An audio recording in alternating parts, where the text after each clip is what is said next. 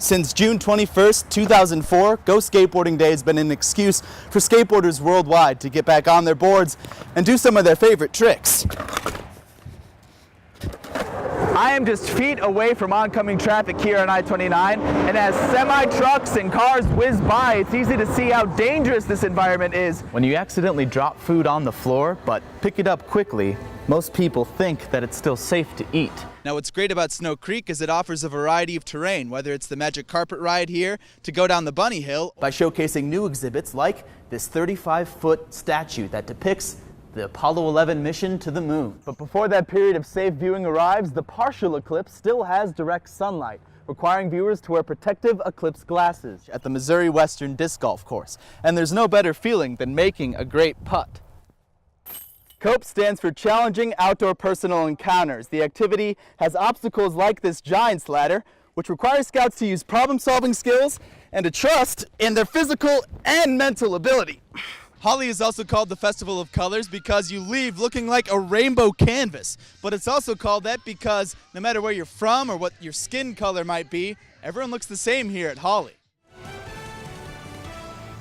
Good evening, Bob. This is the location where police detained that person in question earlier today. The only evidence that remains is just out of sight. It's a few bloodstains near this curb behind me. Just to understand a little bit more of what it's going to be like to view the sun's corona under the moon shadow. The debris from the crime scene around me has been consolidated to the pulverized home's property line, and also the surrounding streets have reopened. Numerous cars have been driving by. This sidewalk improvement project that is being done by MoDOT starts all the way back down by Riverside Road and will continue working west until it reaches the intersection of Frederick and I-29. This road behind me has an 8-inch water main that burst around lunchtime yesterday.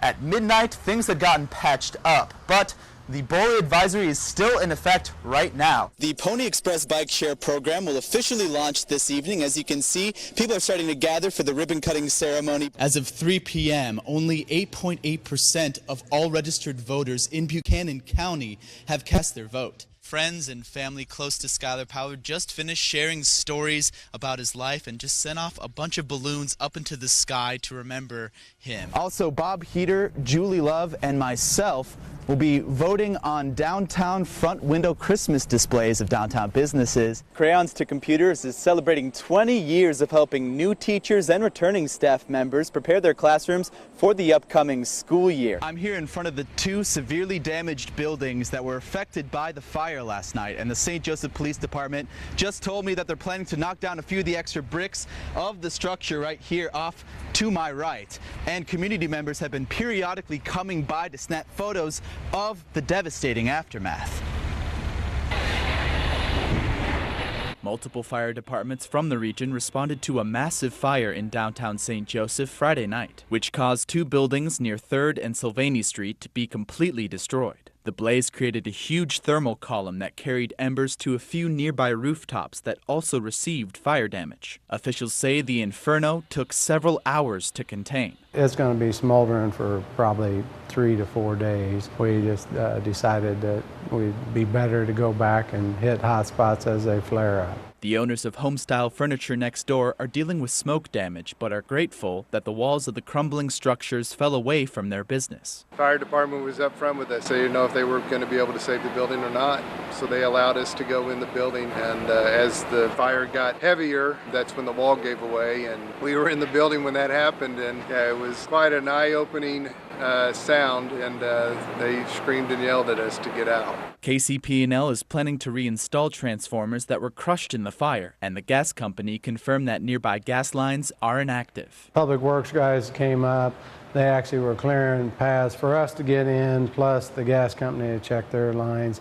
And then actually they cleared a big spot in the back so the Light and Power could put a pole back up with transformers for Homestyle Furniture and HPI. They were both without power. The cause of the fire is still under investigation, and no injuries have been reported. But the number one thing is that as many people that were out here, nobody got hurt. That's the number one thing. You have a human value that far outweighs what any building is worth, any business is worth.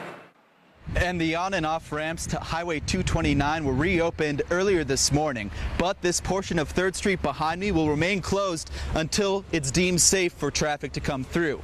For more information about the fire, check out newspress.now.com or Sunday's edition of the St. Joseph News Press. Political leaders from both federal and state governments are starting to address a new drug epidemic that is killing Americans on a daily basis. People young and old from all types of jobs, cultural backgrounds, and income levels are becoming addicted to opioids, a pain-relieving substance found in prescription medications and illegal drugs like heroin. The commander of the Buchanan County Drug Strike Force said that they typically see black tar heroin, but that in the past few years, the use of synthetic heroin, prescription pills, and other opiates has skyrocketed. The commander added that many opioid users start with legal painkillers but then transition to heroin because it's cheap and accessible. When you start looking at, $40, $50 a pill and you're trying to get that high, you can switch over to heroin and you're talking $10, $15 for a hit. And it's obviously prevalent in our area, so it's not like you're having to drive to St. Louis anymore or Chicago or up to Omaha. That heroin's here in St. Joe. An emergency physician from Mosaic Life Care said that cases of patients overdosing from heroin and prescription drug abuse is a daily occurrence, and that when people buy similar drugs on the black market, they have no way of knowing its potency or its contents. So when somebody has, let's say,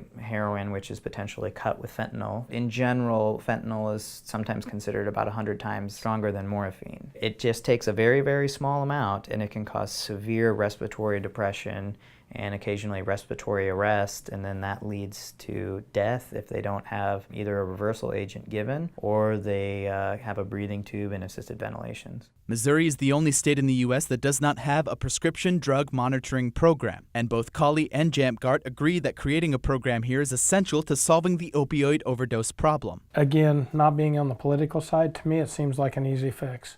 We look at those other states, develop something, get it put into place. The Drug Strike Force will be hosting a prescription take-back program on Saturday, October 28th from 10 to 2 p.m. at East Hills Mall. Nathan Ellgren, News Press Now.